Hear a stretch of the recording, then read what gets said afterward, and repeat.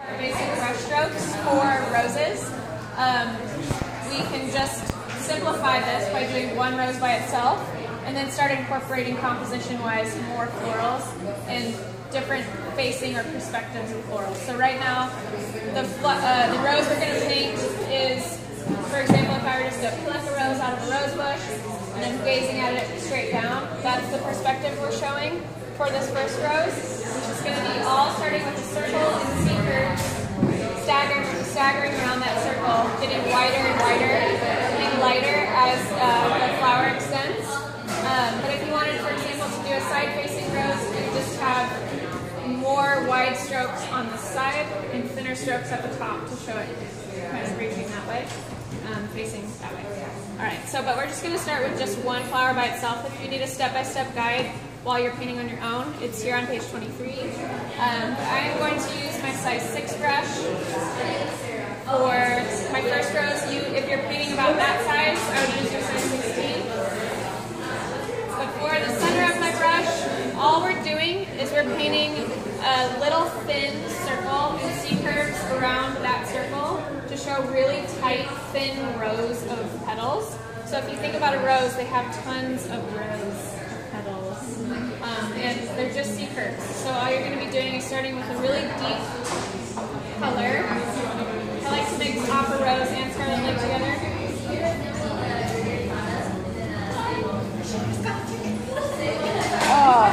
No, I didn't. I said I should have. Oh my gosh. No worries. Okay. It's lunch. So what we're doing now is we're just starting with a rose. We're going to paint a rose, which is on page 23, with a thin circle to start, and that's going to be with my brush pointed straight up and down and little to no pressure on my brush. I'm going to bring this around. You can close the circle or leave it open, totally up to you. And then I'm just staggering around that circle with thin C-curves. You can go out a little wider if you want to, but don't be so thin all the way out. It just looks kind of... Do you guys follow Rifle Paper Company? She does great work. It's very loose though and very abstract.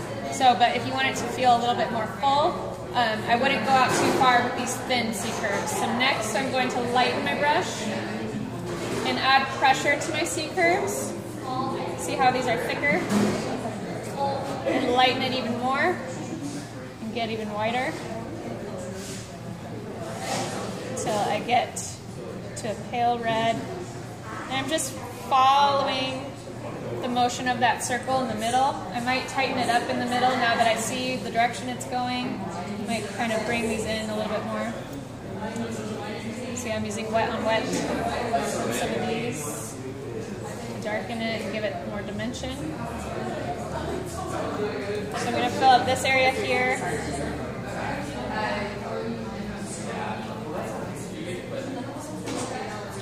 So I'm just adding in these lighter and fuller C-curves around the edge to give it a more circular feel.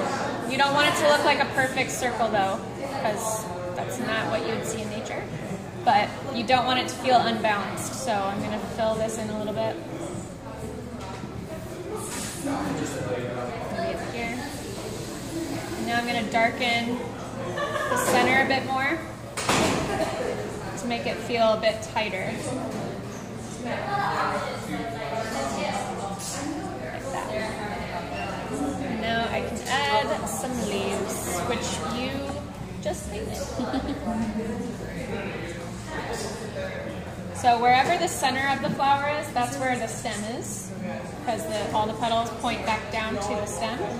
Same thing with your leaves. They all grow out of that stem. So you want to make sure your leaves aren't just poked in wherever you feel like. They're pointing back to the circle or the center of the flower. So if I were to pull a line straight from that center circle out to the leaf, that's where my leaf would be, and that's where it would be pointing. Whichever direction your leaf is pointing, your brush should also be pointing. So now I'm pulling it down this way. Might lighten it for the second side. So I can get a smoky leaf look or a darker leaf with adding black to it.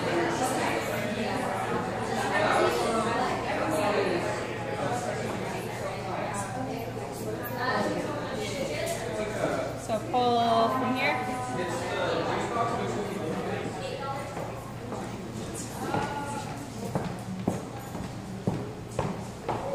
And same thing with leaves and abstracts, anything you're painting, you want to think about the rule of thirds. Right now I have a pair, I have 2 pairs, and that just makes things sit all in the 2 pairs. So you want to have odd numbers. You pull up.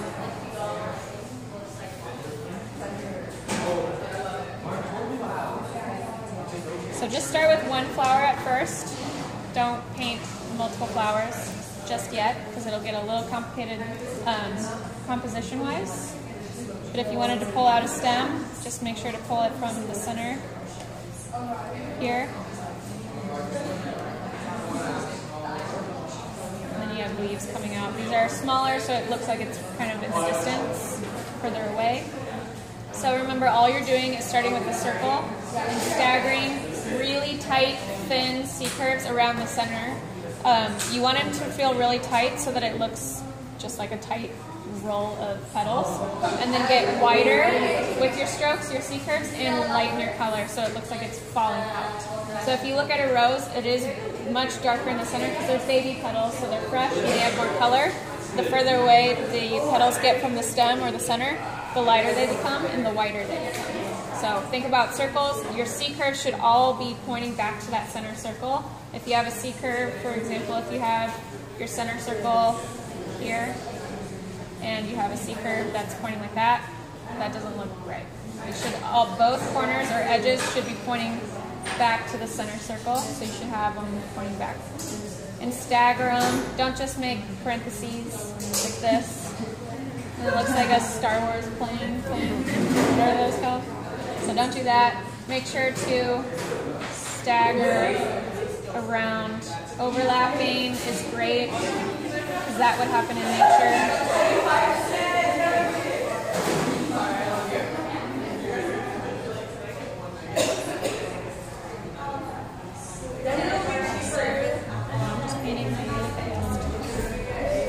Okay, so start with your roses and then we'll pick up in a few minutes for a different flower.